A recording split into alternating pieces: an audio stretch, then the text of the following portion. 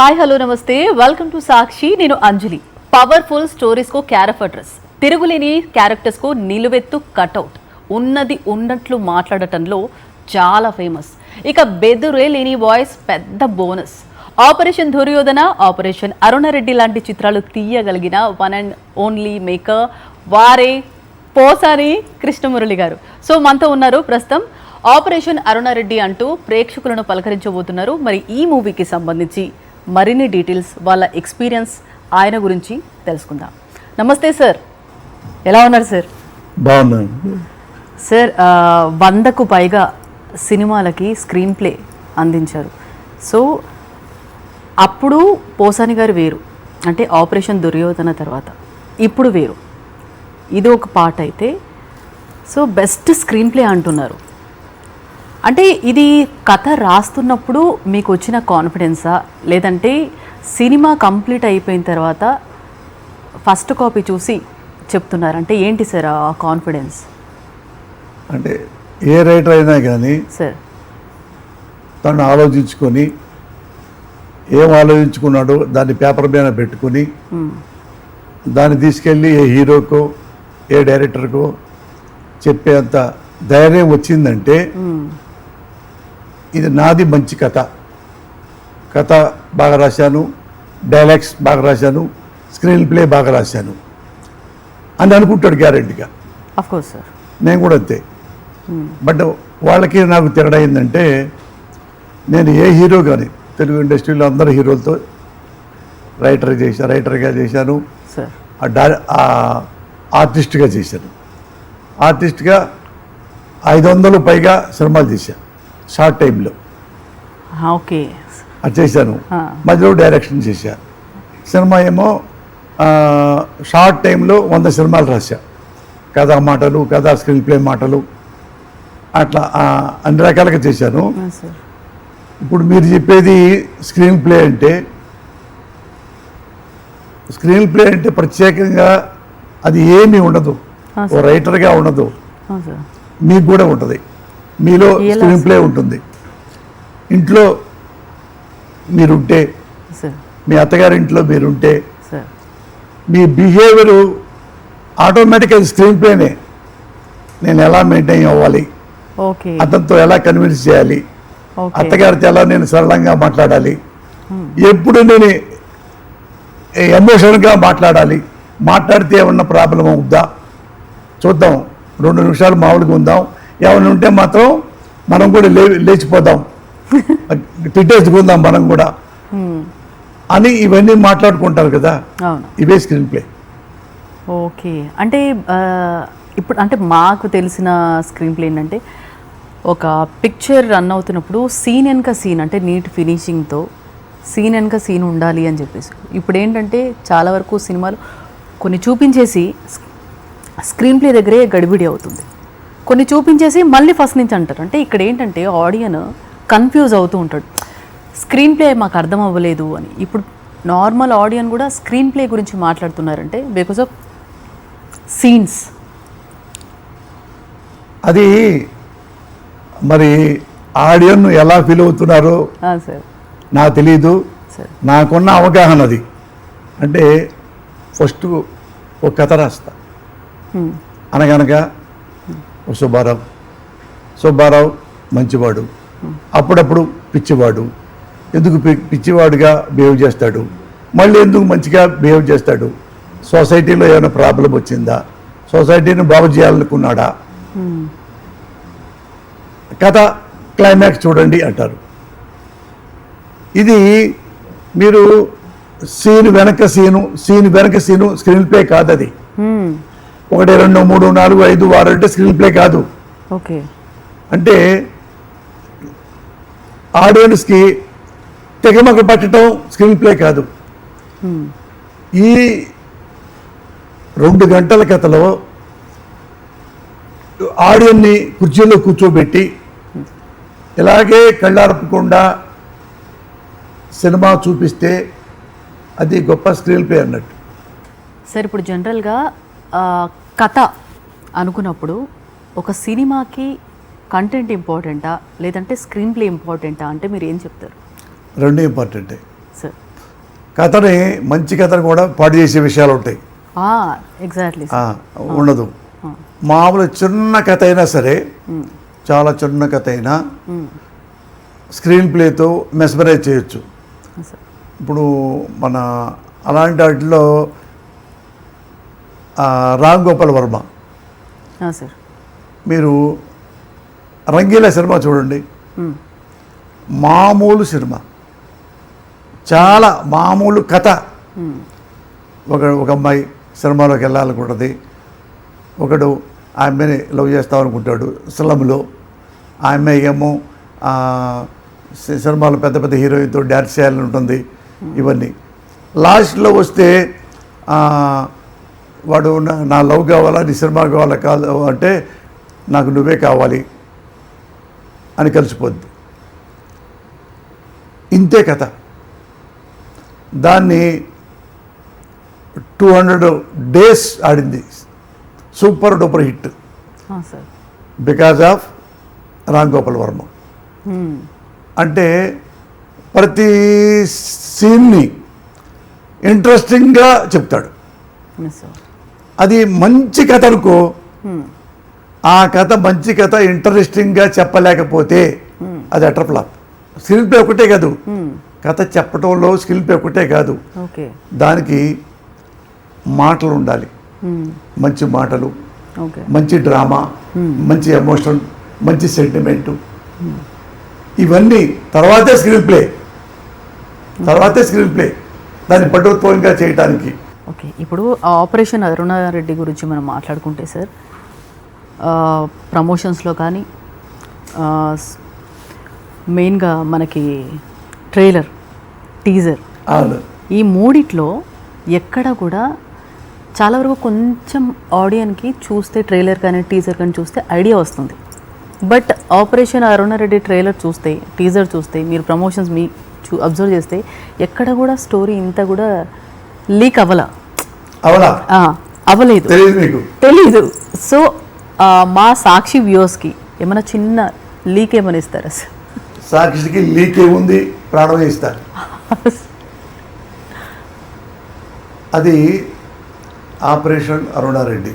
Sir ఒక అమ్మాయి పేరు బొమ్మారెడ్డి అరుణారెడ్డి.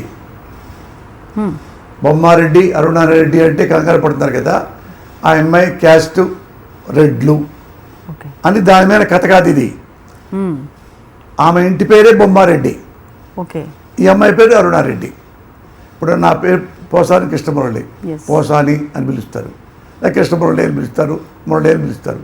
ఇక్కడ అంతే, ఇందులో బొమ్మారెడ్డి అని పిలుస్తారు, తర్వాత అరుణారెడ్డి పిలుస్తారు, అరుణ అని పిలుస్తారు. అట్లా బొమ్మారెడ్డి అరుణారెడ్డి అనే అమ్మాయి ఢిల్లీలో యూనివర్సిటీలో జర్నలిజం చదువుకుంది. అందుకు మీరు ఫిల్టర్గా కొంచెం ఇవ్వమన్నారు కదా, అందుకు చెబుతున్నా. ఇంట్రెస్టింగ్ సార్, చెప్పండి వింటాను. జర్నలిస్టు అయిన తర్వాత హైదరాబాద్ వచ్చి ఒక ఛానల్లో ఆ అమ్మాయి జాయిన్ అయింది జర్నలిస్ట్గా. ఒక చైర్మన్ అడిగారు,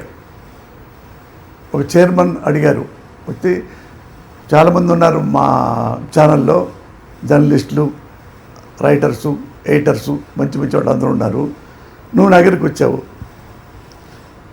నీలో నువ్వేం చేయాలనుకుంటున్నావు అంటే, నేను ఒక డస్క్ మీద కూర్చొని, ఒక యాంకర్లా కూర్చొని న్యూస్ చదువుతూ అలాంటి నాకు ఇంట్రెస్ట్ లేదండి. నేనేమనుకుంటున్నానంటే, నాకు ఫ్రీడమ్ ఇవ్వండి, నేను సొసైటీని చైతన్యం చేయడానికి ఈ ఉద్యోగానికి వచ్చాను. ఏం చైతన్యం చూపిస్తావు ప్రజల్లో అంటే, ఇదే మీ ఛానల్లో నేను కూర్చొని ప్రజలకు ఏం చెప్పబోతున్నానంటే, రాజకీయాలు, పాలిటిక్స్ నథింగ్ బట్ సర్వీస్. రాజకీయం అంటే సర్వీసు. రాజకీయాలు అంటే ఇప్పుడు మనం ఎట్లుంది, రాజకీయాల్లోకి వచ్చారంటే బాగా సంపాదించుకోవచ్చు. రాజకీయాలంటే ఇది ప్రభుత్వాలని పడేయటం, వాళ్ళని ఓడించాలి, అక్కడి నుంచి 10 మంది ఎమ్మెల్యేలని మన పార్టీకి లాక్కోవాలి, ఇవన్నీ పాలిటిక్స్లో కొంత ఇప్పుడు జనాలు ఫీల్ అవుతున్నారు. ఎస్ అది కాదు, డెమోక్రసీలో ఏదైతే మన ఇండిపెండెన్స్ వచ్చిందో, ఇండిపెండెన్స్ రాగానే డెమోక్రసీ వచ్చింది. డెమోక్రసీలో ఏం పుట్టింది? జర్నలిజమే పుట్టింది. దాంతోపాటు పాలిటిక్సే పుట్టింది. పాలిటిక్స్ పుట్టింది. ఏ పాలిటిక్స్ పుట్టింది? వేరే వేరే ఇలాంటివి చెప్పిన పాలిటిక్స్ చెప్పింది. ఈ అమ్మాయి పాలిటిక్స్ ఏంటంటే ప్రజలకు ఏం చెప్పేది, రాజకీయాల్లో ఫలానా వారు సేవ చేయడానికి వచ్చాడా, రాజకీయాల్లోకి వ్యాపారం కోసం వచ్చాడా, అవి నేను మీకు చెప్తా.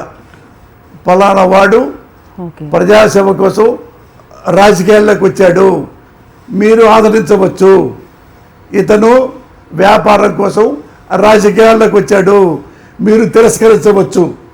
ఓకే నేను వీళ్ళను తిట్టను, విమర్శించను, హేట్ చేయను. ఎన్ని హేట్ చేస్తాం? బియ్యంలో చాలా రాళ్ళు ఉంటాయి. ఒక 100 రాళ్ళు ఉంటే బియ్యం 1,000,000 బియ్యాలు ఉంటాయి, గింజలు ఉంటాయి. అందుకని ఆ చిన్న చిన్న రాళ్ళు తీసుకొని అన్నం తింటుంటాం కదా. ఇక్కడ కూడా పనికిరాని రాజకీయ నాయకుల్ని ఏరి పారేస్తూ ఉండండి, ఓట్లతో ఓటమితో. అప్పుడు ప్రజాసేవ చేయడానికి వచ్చిన రాజకీయ నాయకులు మీకు బాగా సర్వీస్ చేస్తారు. ఓకే అది నేను అనుకున్నది. మీ ఇష్టం. ఇక ఈ మతాలు తప్పు కాదు, కులాలు తప్పు కాదు. ప్రౌడ్లీ కలిసే నేను సో కులం అని.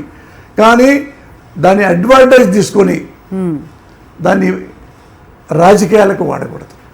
ఆ డైలాగ్స్ కానీ వాళ్ళ మేనరిజం కానీ ఇప్పటికీ మన అందుబాటులో లేని వాళ్ళు స్క్రీన్ మీద చూసి వాళ్ళని గుర్తుపెట్టుకొని వాళ్ళ మీమ్స్ కూడా నడుస్తూ ఉంటాయి. అవునండి, ఉండే ఆ షార్ట్స్ కానీ అన్నీ అలా వాడుతున్నారు. సోషల్ మీడియా ప్రభావం ఎక్కువైన తర్వాత. అండ్ ఇక్కడ చూసుకుంటే ఒకలా ఉన్నారు సార్, ఇక్కడ చూసుకుంటే ఒకలా ఉన్నారు. అంటే ఏమైనా చేంజెస్ ఉన్నాయా సార్, లేదంటే మీకు డ్యూయల్ క్యారెక్టర్ ఏమైనా ఉందా ఇందులో?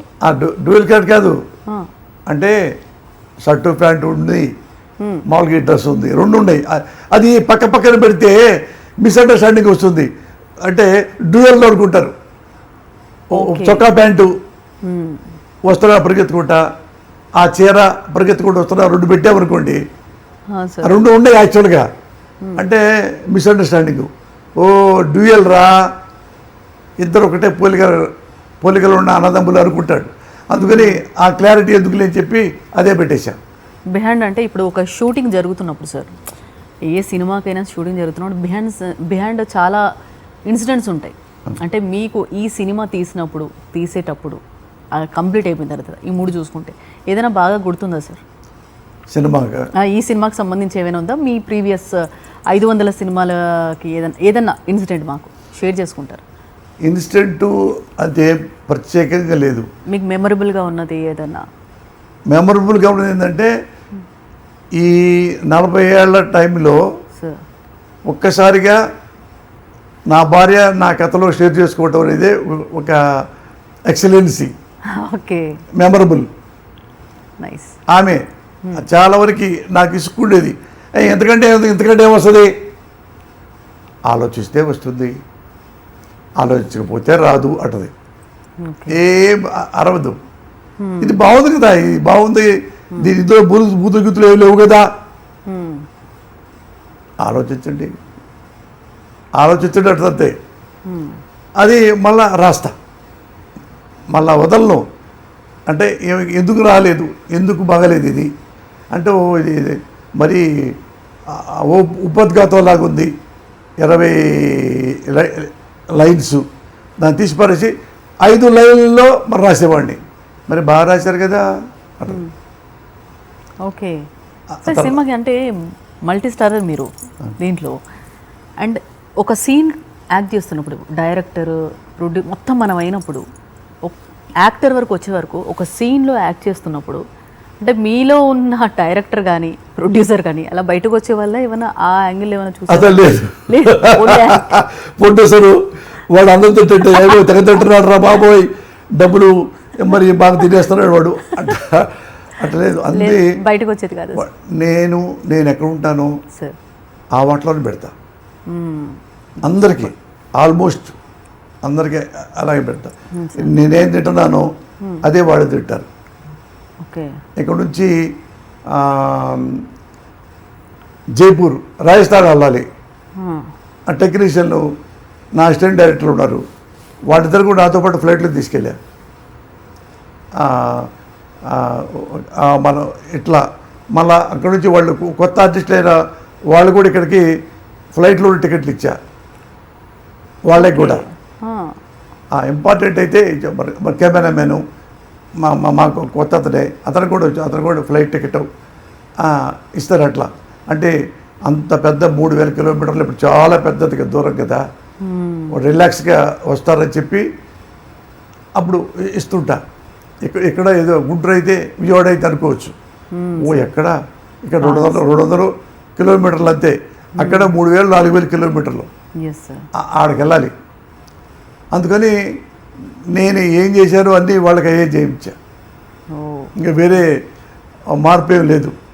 సో ఎలా వచ్చింది సార్ అంటే ఇప్పుడు ఏదన్నా కథ పుట్టాలంటే ఫస్ట్ కథకి రాసేటప్పుడే ఓ టైటిల్ అనుకుంటారు, తర్వాత కొంతమంది స్టోరీ మొత్తం రాసిన తర్వాత టైటిల్ ఫిక్స్ చేస్తారు, కొంతమంది టైటిల్ని బట్టే కథ రాస్తారు. ఇలా అనుకోనంటే మీరు ఎలా రాస్తారు సార్? అంటే అంటే ఇంట్లో ఉండి రాస్తారా, లేదంటే బయట ఎక్కడైనా ప్లేసెసా, లేదంటే ఇప్పుడు నేను అన్నట్టు టైటిల్ని బట్టి కథ బట్టి టైటిల్ ఎలా రాస్తారు పోసాని గారు? ఇప్పుడు ఓపెన్ సీక్రెట్ అయితే బాగోదేమో, కానీ తప్పదులే, చెప్పారు కదా, అడిగారు కదా. అంటే టైటిల్ బట్టి కథ ఎప్పుడు రాయలా నేను. అవునా సార్? నాకు తెలియని ప్రక్రియ అది. ఓకే. పుల్లమ్మ గారి మొగుడు పారిపోయాడు ఆ టైటిల్ పెట్టండి, కథ రాయమంటే రాస్తారా? లవకుశ అంటే రాస్తారు, రామాయణం మహాభారతం బుక్ ఉంది కాబట్టి. నేను టైటిల్ పెట్టి ఎప్పుడు కథ రాయలా, నేను కథ రాసుకుంటా. ఇప్పుడు చాలా వరకు టైటిల్స్ పెట్టే తర్వాత వస్తున్నాయి కదా సార్, అలానే నాకు అంత తెలివితేటలు నాకు లేవు. అది ఎలాంటి తెలివితేటలు మీకు తెలుసు, నేను చెప్పగలరా? అది నాకు ఇన్స్పిరేషన్ ఉండాలి కనీసం. ఇప్పుడు సినిమా ఉంది, ఢిల్లీలో ఒక డ్రైవరు యాక్సిడెంట్ అయింది, అయితే తలకాయ దెబ్బ తగిలింది, చచ్చిపోతాడు, ఆల్మోస్ట్ డెడ్. ఏమైనా అవయవ దానం చేయండి అంటే ఆ డ్రైవరు గుండె ఎవరికో దానం చేశాడు, వాళ్ళు బతికారు. ఓకే. ఆ డ్రైవర్ గుండె అమర్చారు. ఇప్పుడు చాలా కిందట కదా అది. అవును. చదివితే అది బాగుంది, పాపం డ్రైవరు చూడు చచ్చిపోవటం ఏంటి, సిటీ బస్ డ్రైవరు గుండె ఇవ్వటం ఏంటంటే దానికి 1 day 2 days 3 days ఎప్పుడెప్పుడు ఏదో మైండ్లోకి వచ్చి కథ వచ్చింది. అదే ప్రేయసరావే. ఓహో, సూపర్ సార్. అసలు మదర్ ప్రామిస్లీ ఐఎమ్ టెల్లింగ్ యూ. వా.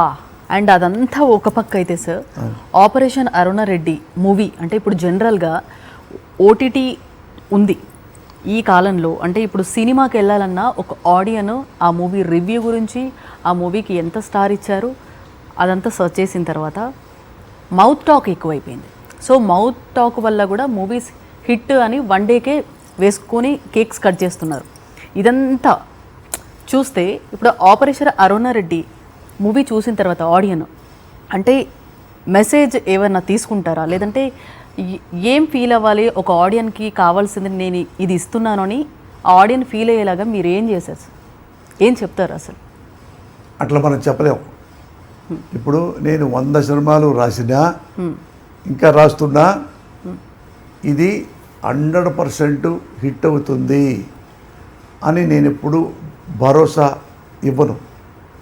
ఇది ఆడొచ్చు, ఆడకపోవచ్చు, వాళ్ళకి ప్రజలకు నచ్చవచ్చు, బాగా నచ్చవచ్చు, నచ్చకపోవచ్చు. అది నేను ఎప్పుడు నాకు అది ఉంటుంది నా ఆలోచన, అభిప్రాయం.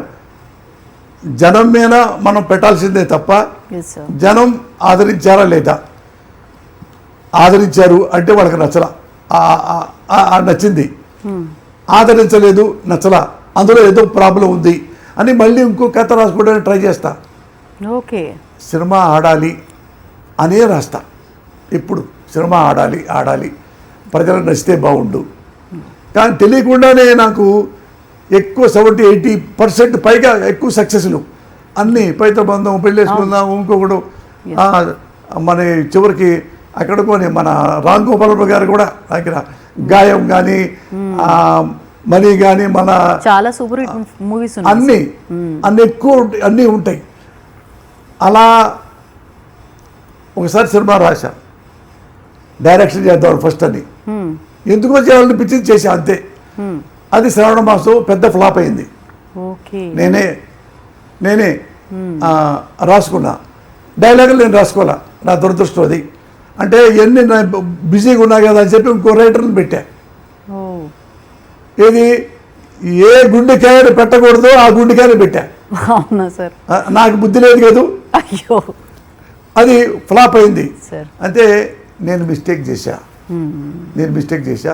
ఇగ్నోర్ చేశా స్టోరీ డైలాగ్స్ని. ఆపేసి అయిపోయింది. ఫ్లాప్ అయిన తర్వాత నెక్స్ట్ కూర్చొని 2-3 నెలలు కూర్చొని ఒక కథ రాశా, అదే ఆపరేషన్ దుర్యోధన. రైట్. సో ఒక డైరెక్టర్గా మిమ్మల్ని మీరు ప్రూవ్ చేసుకున్నారు. తెలుగు ఇండస్ట్రీలో లాస్ట్ 100 రోజుల సినిమా నాదే, ఇంకే లేవు. ఆపరేషన్ 100 రోజులు ఆడింది, 100 days స్ట్రాంగ్గా. చాలా సినిమా, చాలా సెంటర్స్లో అక్కడి నుంచి ఈ రోజు వరకు 100వ రోజు ఫంక్షన్ లేదు ఎక్కడ. అది అదృష్టం. మొత్తానికి ఆపరేషన్ అరుణారెడ్డి మంచి హిట్ అవ్వాలని మనస్ఫూర్తిగా కోరుకుంటున్నాను. Wish you all the success. Thank you so much sir and take care sir. So ఇది ఇవాల్టి special chit chat. Stay tuned to Sakshi. Thank you sir. మరిన్ని అప్డేట్స్ కోసం ఛానల్ను సబ్స్క్రైబ్ చేయండి. నోటిఫికేషన్స్ కోసం బెల్ ఐకాన్ పై క్లిక్ చేయండి.